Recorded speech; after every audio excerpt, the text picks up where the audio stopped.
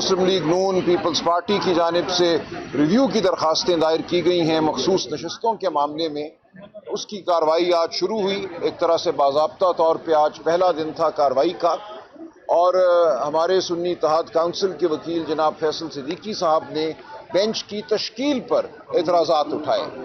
ان کی جو اعتراضات والی درخواست تھی اس پہ آج کارروائی ہوئی ہے تقریباً 1.5 گھنٹہ، اور میں واضح کر دوں کہ وہ اعتراضات ہیں کیا، اور یہ اہم بات ہے۔ دیکھیں، ہماری عدالتیں کسی قاعدے اور قانون کے تحت چلتی ہیں۔ یہ عدالتیں کوئی جرگہ نہیں ہیں، کسی درخت کے نیچے بیٹھے ہوئے بزرگ نہیں ہیں جنہوں نے کوئی فیصلہ کرنا ہے اپنی کسی سوچ کے مطابق۔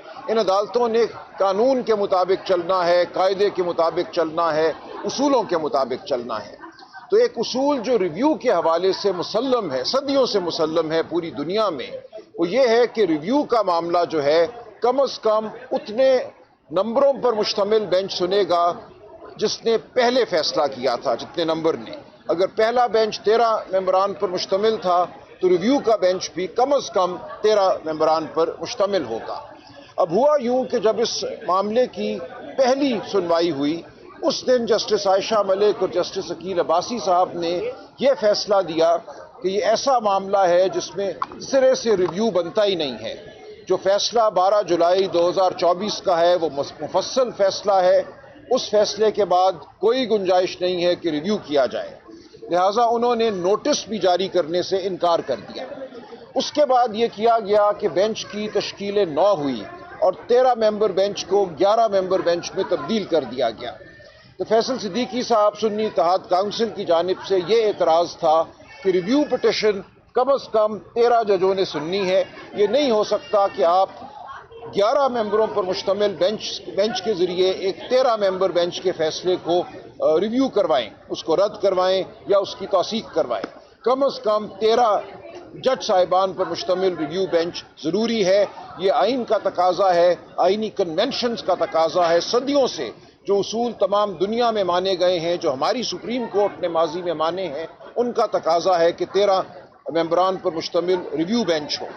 اب یہاں صورتحال اس وقت یہ ہے کہ سپریم کورٹ میں کانسٹیٹیوشنل بینچ کے 15 جج صاحبان ہیں۔ یہ معاملہ چونکہ کانسٹیٹیوشنل بینچ آئینی بینچ نے سننا ہے، تو اس معاملے کے لیے اگر 13 جج مقرر کیے جانے ہیں تو وہ انہی 15 میں سے ہوں گے یا 2 نئے جج مقرر کیے جائیں۔ اب ان 15 جج صاحبان کی صورتحال یہ ہے کہ 2 جج صاحبان وہ ہیں جنہوں نے پشاور ہائی کورٹ میں فیصلہ کیا تھا۔ اسی فیصلے کے خلاف اپیل آئی تھی سپریم کورٹ میں، جس اپیل میں 12 جولائی 2024 کو ہمارے حق میں فیصلہ ہوا۔ اب 15 میں سے اگر وہ 2 جج صاحبان نکال دیے جائیں تو باقی 13 جج رہ جاتے ہیں۔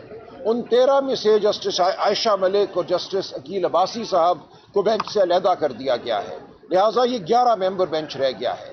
ہماری استدعا یہ ہے کہ اب آپ معاملہ واپس بھیجیے، جو کمیٹی ہے، جوڈیشل کمیشن جو ہے، وہ 2 مزید جج صاحبان کا تقرر کرے آئینی بینچ میں۔ ان کے تقرر کے بعد جب دوبارہ 13 جج صاحبان میسر ہوں گے تو وہ 13 جج صاحبان اس ریویو کو سن پائیں گے۔ تب تک یہ ریویو کی کارروائی آگے نہیں بڑھ سکتی۔ یہ انتہائی اہم نقطہ ہے۔ اس کا فیصلہ اس آئینی بینچ کو ابتدائی نقطے کے طور پہ کرنا ہے کہ کیا یہ 11 ممبر بینچ اس کارروائی کو جاری رکھ سکتا ہے یا جاری نہیں رکھ سکتا۔ ہماری استدعا ہے کہ آپ کو پہلے 2 نئے جج صاحبان آئینی بینچ میں مقرر کرنے پڑیں گے، اس کے بعد یہ آئینی بینچ جب 13 ممبر بینچ بن جائے گا تو تب کارروائی شروع ہوگی، تب سنوائی ہو سکے گی۔ تو اس معاملے کا فیصلہ ہونا ہے ابتدائی عذر کے طور پہ۔ اگر یہ معاملہ ہمارے حق میں ہوتا ہے، جس کی ہم توقع رکھتے ہیں آئین کی بنیاد پہ، آئینی جو ہماری جو روایات ہیں ان کی بنیاد پہ، تو پھر اس بینچ کو منتشر ہونا پڑے گا، انتظار کرنا پڑے گا کہ 2 نئے جج صاحبان آئینی بینچ میں مقرر ہوں۔ جب وہ مقرر ہو جائیں گے تو پھر اثر نو کارروائی شروع کی جائے گی۔ تو یہ آج کی کارروائی کا حاصل ہے جو آج بحث کی گئی۔ آج کی بحث اہم اس لیے ہے کہ دیکھیں، ہم جانتے ہیں حکومت اور طاقتور طبقے کیا چاہتے ہیں۔ وہ یہ چاہتے ہیں کہ جو فیصلہ ہوا 12 جولائی 2024 کو 8-5 کی اکثریت سے، اس فیصلے کو رد کیا جائے۔ وہ فیصلہ کیا تھا؟ وہ فیصلہ یہ تھا کہ پاکستان تحریک انصاف پاکستان کی سب سے بڑی سیاسی جماعت ہے۔ पाकिस्तान तहरीक इंसाफ को 8 फरवरी 2024 के इलेक्शन से बतौर जमात गैर आइनी गैर कानूनी तौर पर बाहर रखा गया। इलेक्शन कमीशन ने गैर आइनी फैसले किए। उन फैसलों की बुनियाद पर यह करार दिया गया कि PTI के हिमायत याफ्ता उम्मीदवार आज़ाद उम्मीदवार तस्वुर होंगे और उनको आज़ाद उम्मीदवार तस्वुर करके इलेक्शन कमीशन ने मखसूस नशस्तें PTI को देने से इनकार किया। और इसका नतीजा ये हुआ, खैबर पख्तूनख्वा असेंबली में वो जमात जिसके पास 3 या 4 सूबाई नशस्तें हैं जीती हुई, उसको 10-12 मखसूस नशस्तें जो हैं वो दे दी गई। तो ये एक मुकम्मल तौर पे गैर नुमाइंदा पार्लिमान, गैर नुमाइंदा सूबाई असेंबली का वजूद जो है वो हासिल करने की कोशिश की गई। हमारा उज़र ही ये है कि मखसूस नशस्तें कोई देन की नशस्तें नहीं हैं, इनका ताल्लुक पाकिस्तान के अवाम के हुकूक से है। पाकिस्तान के अवाम ने अगर PTI को वोट दिया, जिसको 12 जुलाई 2024 की जजमेंट में माना गया कि पहले बैट का सिंबल छीनना और उसके बाद उस बैट के सिंबल को छीनने के नतीजे में PTI को इलेक्शन से बाहर करना और यह कहना कि PTI के हिमायत याफ्ता उम्मीदवार आज़ाद उम्मीदवार हैं, यह सब एक गैर आइनी अमल था। 8 जज साहिबान ने 12 जुलाई 2024 को बाशगाफ अल्फाज में कहा कि पाकिस्तान के अवाम का हक छीना गया है, जमहूरियत पर हमला किया गया है। जमहूरियत का तकाजा है कि PTI को तस्लीम किया जाए पार्लिमानी जमात के तौर पर, और जब हम PTI को तस्लीम करते हैं बतौर आइनी जमात, उसकी 90 नशस्तें बनती हैं या 80 नशस्तें बनती हैं, तो उन 80 नशस्तों के तनासब से उसको ख़वातीन और गैर मुस्लिमों की जो मखसूस नशस्तें हैं वो दी जाएंगी। अगर ऐसा होता है तो PTI अब भी और उसके बाद भी पार्लिमान की सबसे बड़ी जमात बन के उभरती है। और जो इनकी ख्वाहिश है कि 27वीं तरमीम भी करें, 28वीं तरमीम भी करें, आइन की रूह पर मजीद हमले करें, वो ख्वाहिश जो है तकमील करना बहुत मुश्किल हो जाएगी। इनको एक बार फिर अगवाकारी का सहारा लेना पड़ेगा, लोगों की माँओं बहनों बेटियों को उठाना पड़ेगा।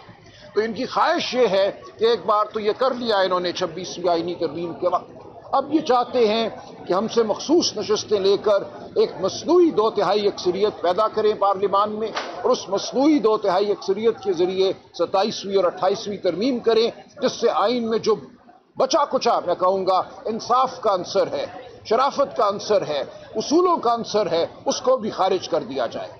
तो यह मामला पाकिस्तान की आइनी तारीख और आइनी मुस्तकबिल के हवाले से अहम तरीन है। लिहाजा आज जो हमने उज़र उठाया है, ये कोई सिर्फ उज़र बराए उज़र नहीं है। इसका मकसद ये है कि जो पाकिस्तान के आइन की जानिब पेशकदमी है, जो हमला पाकिस्तान के आइन पर करना मकसूद है, उस हमले को पसपा किया जाए। आप सब लोग, हम सब लोग जो आज अदालत में मौजूद थे, एक तारीखी अमल का हिस्सा हैं। इस अमल का नतीजा कुछ भी हो, हमारी मुज़ाहमत याद रखी जाएगी। हम सब यहाँ इसलिए खड़े हैं कि आइन की रूह को बचाएं, हम इसलिए खड़े हैं कि पाकिस्तान के अवाम के जमहूरी हुकूक को बचाएं, पाकिस्तान में जमहूरियत की कुछ रमक बाकी रहने दें, इस मुल्क में कानून और शराफत जो है उसकी कुछ रमक बाकी रहे। ये वो जिद्दोजहद है जो हम कर रहे हैं, ये आपका हमारा सबका फ़र्ज़ है, हम ये फ़र्ज़ अदा करते रहेंगे। बहुत शुक्रिया। बनाया जा रहा है कि जो 39 नशस्तें इलेक्शन कमीशन ने नोटिफाई किया PTI के, उस हद तक नशस्तें दी जाएंगी और जो जमात मुजफ्फर साहब का नोट था, वो जो फार्मूला है वो तय किया जाना है, किसान जाहिर किया जाना है। देखें, ये तो बयानिया कुछ भी बना सकते हैं ना। मामला ये है कि जब ये उज़र, इब्तदाई उज़र ठीक होता है, एक वाक़ियतन 13 मेंबर बेंच की तश्कील दे दी जाती है, तो फिर इन मामलात को देखेंगे कि वो जो फैसला हो चुका, उस फैसले को सिर्फ इसलिए रद्द नहीं किया जा सकता कि आज किसी की राय कुछ और है। रिव्यू का मुसल्लम उसूल है कि आपको चाहे पहले फैसले से इख्तलाफ भी हो, लेकिन आपने उस फैसले को मानना है, उसको उस पर इतलाक कराना है, मासवाए ये कि 2-3 बड़े मखसूस नौइयत के ग्राउंड हैं, मखसूस नौइयत के उज़र हैं, उस किस्म के उज़र की बुनियाद पर वो फैसला ऐसा हो कि उसको आप कलअदम करार दे सकें। तो हमारी नज़र में कोई ऐसी बात नहीं है। 8 मेंबर बेंच ने तमाम वाक़यात को बगौर देखा, तमाम कानूनी हवालों को देखा, कानूनी शिकों को देखा, आइन को देखा और एक फ़ैसला दे दिया है। अब किसी बेंच की यह सवाबदीद नहीं है कि उस फैसले को तब्दील करे क्योंकि उन्हें वो फैसला पसंद नहीं है या कोई और मकसद हासिल करना अब मकसूद है। तो हम ये जंग लड़ते रहेंगे, हम उसूल की जंग लड़ रहे हैं, आइन की जंग लड़ रहे हैं, کیا انہوں نے سوچا ہے منصوبہ سازوں نے ہمیں اس سے کوئی سروکار نہیں ہے، ہم نے بات آئین اور اصول کی کرنی ہے. کمل شوذب صاحبہ کچھ بات کرنا چاہیں گی؟ یہ ہماری ویمنز ونگ کی صدر ہیں. بسم اللہ الرحمن الرحیم.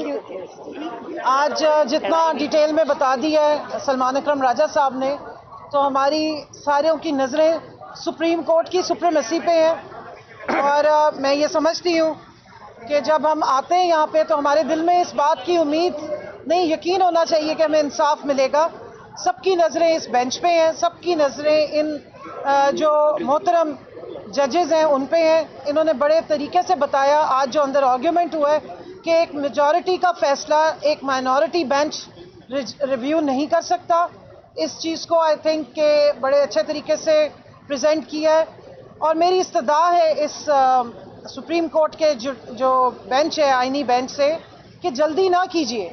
جس طریقے سے فیصل صدیقی صاحب نے بھی بتایا کہ جو سپریم کورٹ کی جورسپروڈنس ہے اس کو قائم رکھنا ہے.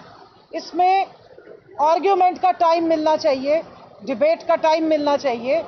اور دوسری بات میں یہاں یہ واضح کر دوں کہ جو فیصلہ ہوا تھا اس سے پہلے جتنی بھی ہیئرنگ ہوئی تھی، جتنے آرگیومنٹس ہوئے تھے، وہ ریویو کے بعد دوبارہ نہیں کیے جا سکتے ہیں.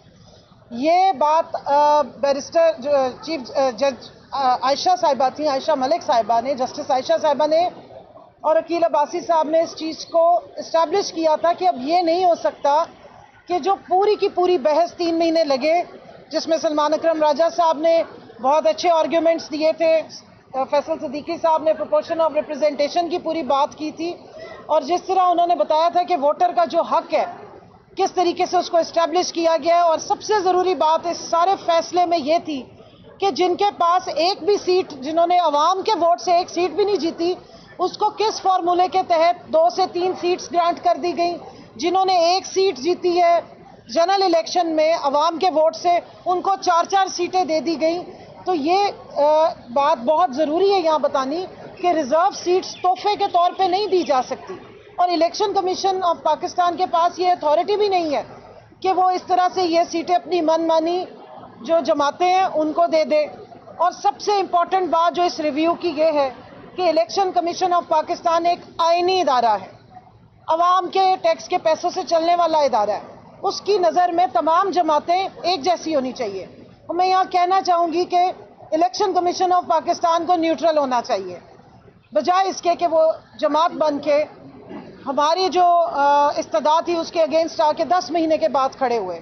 اور اس سے بھی زیادہ جو تکلیف دہ بات ہے وہ یہ ہے کہ جو 13 ممبر بینچ نے فیصلہ دیا تھا اس کی امپلیمنٹیشن نہیں کی گئی. 10 مہینے تک بڑے دیدہ دلیری کے ساتھ 13 ممبر بینچ کا فیصلہ جو ہے اس کو ردی کی ٹوکری میں ڈالا گیا ہے. اس کی عزت نہیں کی گئی، اس کی امپلیمنٹیشن نہیں کی گئی، اور بغیر امپلیمنٹیشن کے پھر دوبارہ الیکشن کمیشن آف پاکستان جو ہے وہ آ گیا ہے اس کانسٹیٹیوشنل بینچ کے سامنے. اور دیدہ دلیری سے انہوں نے اس چیز کا اعتراف بھی کیا پہلے دن، جس کو سلمان راجہ صاحب نے اٹھایا بھی، کہ سیلف کنفیشن کر رہے ہیں کہ ہم نے وائلیشن کی ہے. تو میں یہاں یہ بھی استدعا کروں گی کہ ہماری کنٹمپٹ کی جو اپلیکیشن ہم نے فائل کی ہوئی ہے اس کو کہاں بھیج دیا گیا ہے، وہ کن باکسز میں، کن پروسیجرل جو رجسٹرز ہیں ان میں جا کے گم ہو گئی ہے، اس کو لگایا جائے. ایک آئینی ادارہ اتنے دیدہ دلیری سے 13 رکنی بینچ کا 10 مہینے تک فیصلے کو امپلیمنٹ نہیں کر رہے اور دوبارہ آ کے پھر ریویو مانگنا شروع ہو گئے، تو اس کنٹمپٹ کا کیا ہوگا؟ سپریم کورٹ کی جو سپریمیسی ہے، سپریم کورٹ کی جو ایک حیثیت ہے، ایک عزت ہے، اس کا کیا ہوگا؟ تو عوام آپ کی طرف دیکھ رہی ہے، ووٹر آپ کی طرف دیکھ رہا ہے. ہم سب جس طرح انہوں نے کہا کہ ہم ایک ریزسٹنس کے لیے کھڑے ہیں، ہم آئین کی سپریمیسی کے لیے کھڑے ہیں، ہم اسپرٹ آف جو کانسٹیٹیوشن ہے اس کے لیے کھڑے ہیں، اور ہم ووٹر کے ووٹ کے لیے کھڑے ہیں. ہم نے کھوکھلے نعرے نہیں لگائے کہ ووٹ کو عزت دو. ہم برحق طریقے سے پورے ڈٹ کے جو واقعی ووٹر کے ووٹ کو عزت دینے کا معاملہ ہے اس کے لیے اسٹرگل بھی کر رہے ہیں. آپ دیکھیں کہ ہمارے لیڈر عمران خان 2 سال ہو گئے ہیں آلموسٹ جو جیل میں ہیں، لیکن جب ان سے ملاقات ہوتی ہے ان کو اس الیکشن کا 8 فروری کو جو الیکشن چوری ہوا، جو عوام کا ووٹ چوری ہوا، جو सहूलतकारी हुई उस दौर में, उस टाइम पे, और फिर अब जो दूसरा डाका डाला जा रहा है उसकी फिक्र होती है। वो हमेशा जिक्र करते हैं और आखिरी मुलाकात में भी उन्होंने कहा कि इलेक्शन कमीशन ऑफ पाकिस्तान के सामने जाके अपना हक माना जाए। एक पीसफुल तरीके से प्रोटेस्ट जो है वो जमहूरियत का हुस्न होता है, और लेकिन अनफॉर्चुनेटली जब भी हम प्रोटेस्ट की बात करते हैं साथ ही शेलिंग शुरू हो जाती है, साथ ही हमारे साथ एग्रेशन शुरू हो जाते हैं। तो अब हम मुअद्दबाना गुजारिश कर रहे हैं इस सुप्रीम कोर्ट के कॉन्स्टिट्यूशनल बेंच से, जल्दबाजी ना करें, आइन को अपहोल्ड करें, कॉन्स्टिट्यूशनल बेंच के भी जो प्रोसीजर्स हैं और जो माइनॉरिटी ने मेजॉरिटी को सुनना है, ये नया प्रिंसिपल ना डाला जाए। थैंक यू जी। कमल एक मिनट ठहरना में बात इधर राजेश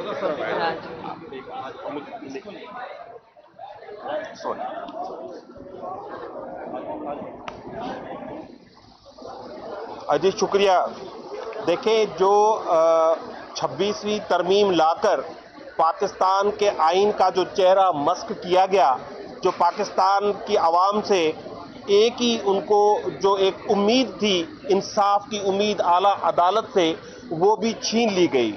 आज उसके जो असरात हैं वो आज की कार्रवाई में सुनने को आए हैं। अब ये बेंच वो बेंच है जो मखसूस नशस्तों को सुन रहा है, जिसको इस जुडिशल कमीशन ने बनाया है, और ये जुडिशल कमीशन जो है उसमें अक्सरियत हुकूमत की है। अब ये हुकूमत के बिठाए हुए जजेस मखसूस नशस्तों का केस सुन रहे हैं, और ये केस इनके सामने पीपल्स पार्टी और नवाज लीग लेकर आए हैं।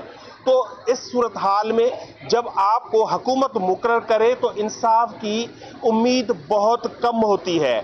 और अफसोस की बात है, ये मिलिट्री कोर्टों का फैसला कर रहे हैं, ये मखसूस नशस्तों का फैसला कर रहे हैं, आइन का फैसला कर रहे हैं, लेकिन खुद को रेगुलेट करने के लिए, रूल्स बनाने के लिए तैयार नहीं है। सुप्रीम कोर्ट से ये उम्मीद होती है कि वहाँ पे बादशाहत नहीं होगी, आइन चलेगा, कानून चलेगा, और जो पहले सुप्रीम कोर्ट के फैसले आ चुके हैं उनकी रोशनी में इंसाफ होगा। लेकिन अब 13 जजेस का जो एक फैसला था, उसको 11 जजेस के थ्रू उसको खत्म करने की कोशिश की जा रही है, जबकि एक सेटल्ड लॉ का प्रिंसिपल है कि कम से कम 13 जज है तो 13 जज सुनेंगे। उसमें आखिर जज जो मंसूर अली शाह साहब है उनका होना जरूरी है, और बाकी जो जजेस अवेलेबल हैं उनका होना भी जरूरी है। लेकिन उन जजेस को इसलिए नहीं लाया जा रहा कि ये जो बेंच बैठा है उनके अपने वजूद का मामला है, उनका अपना सेल्फ इंटरेस्ट है, क्योंकि एक ही सीनियर जज आएगा तो इनकी कॉन्स्टिट्यूशनल बेंच की सदारत नहीं रहेगी, वो चली जाएगी। इसलिए आज बजाय इसके कि हुकूमत आईनी तरमीम को डिफेंड करे, जज साहिबान खुद जो है ज्यादा से ज्यादा उसको डिफेंड कर रहे थे। इस वक्त जो मुल्क के हालात हैं, जो बॉर्डर्स के हालात हैं, जरूरत इस बात की है कि मुल्क में कोहियन हो, हम-आहंगी हो, इत्तेहाद हो, लेकिन उसको बार बार डिस्टर्ब करने की कोशिश की जा रही है। मैं अदलिया से अपील करूंगा कि इस पाकिस्तान को मुतहद रहने दे, पाकिस्तान की कौम को मुतहद रहने दे और आवाम को इंसाफ दे। इमरान खान को जो मैंडेट मिला है उस मैंडेट का एहतराम करें। बहुत शुक्रिया जी।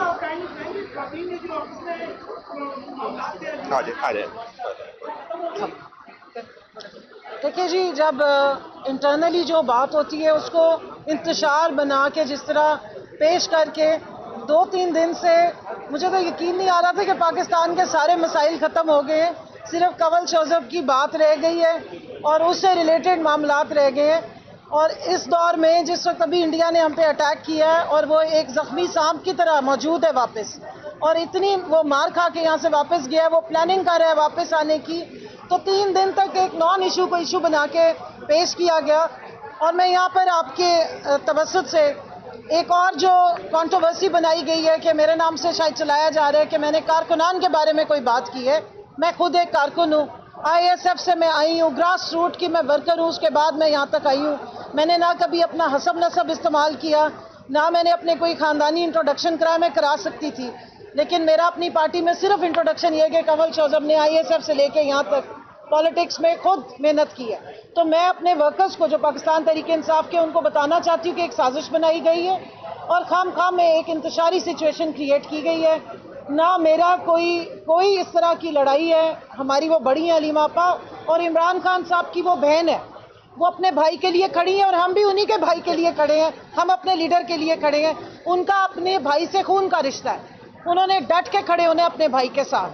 ہمارا اپنے لیڈر کے ساتھ پاکستان کا رشتہ ہے, اور یہ سب سے بڑا رشتہ ہے جس کی وجہ سے آج ہم سب کھڑے ہیں. آپ دیکھیں مشکل وقت آیا, جس وقت پیپلز پارٹی پہ مشکل وقت آیا تھا, ان کے بڑے بڑے رہنما غائب ہو گئے تھے, خاندان والے کھڑے ہوئے تھے.